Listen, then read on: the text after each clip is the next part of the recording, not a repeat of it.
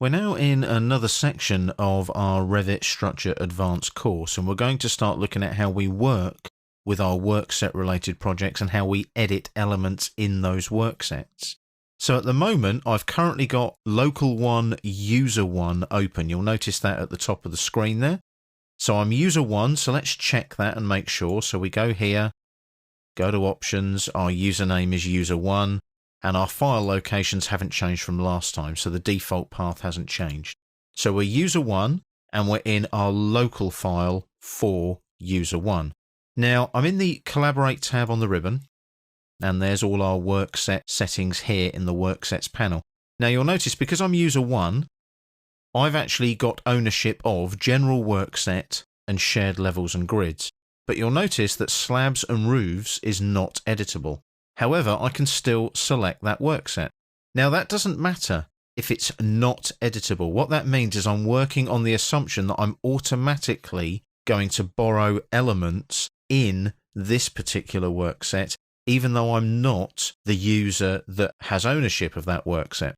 So when you're working with elements in worksets, there are two ways of working with them. You can borrow the elements as you make the changes, and no one has to wait for permission to make modifications, even though somebody might be working on the same workset.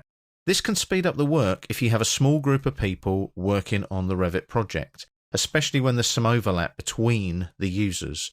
It may be that two of you are working on a similar section of a particular central project file, for example.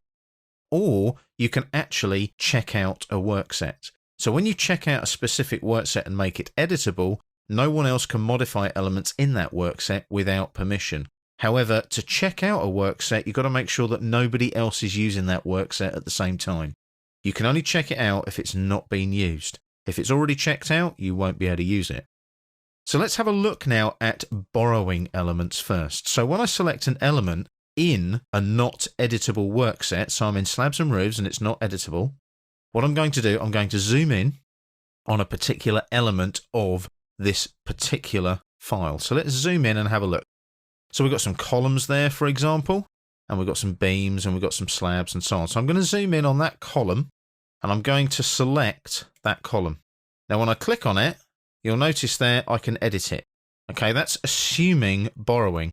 Now I'm editing on this particular element.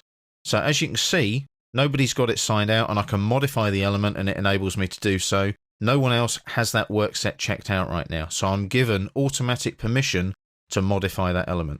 So I can go into properties, update the column size if I want to. You'll notice I can do whatever I need to do there.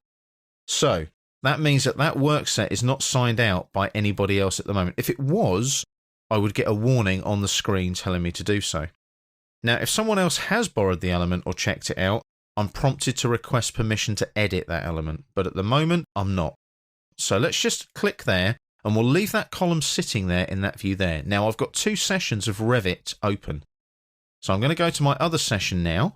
And what I'm going to do is I'm going to go to the file where I'm User 2. So if I click on Open now, and I've got here, can you see, look, Local 1, User 2 is there.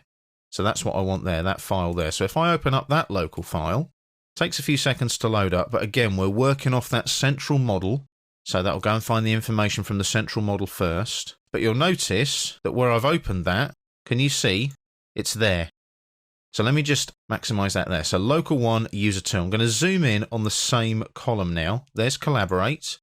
And you'll notice there, I'm going to make sure I go to my Slabs and Roofs workset. And I'm going to zoom in on the same column. Now I've got this signed out at the moment. I've opened this up. So there's my column there and I'm currently using it. Now you'll notice, look. Make element editable. That means that somebody else has already got that workset working. And that's me. That's the current workset. So if I go back here now, you'll see I've already got that workset working there. Slabs and Roofs, not editable. If I change that and go to, say, General Workset, like so, and then come back again to my other session here, and then just deselect that and select it again, it's still not editable. However, I can make it editable by clicking on it. User 1 resaves the element to central and relinquishes it, and you reload the latest view, as you can see there. So you're always going to get that error until it's relinquished. At the moment, it's still open in the other session of Revit. So that's what you get when you're borrowing elements. If the work set isn't checked out and isn't being used, you're fine. But at the moment it is, even though it's not by the user that owns it. So it's telling me there that user 1 has to resave that element to central and relinquish it, and then I reload the latest work set.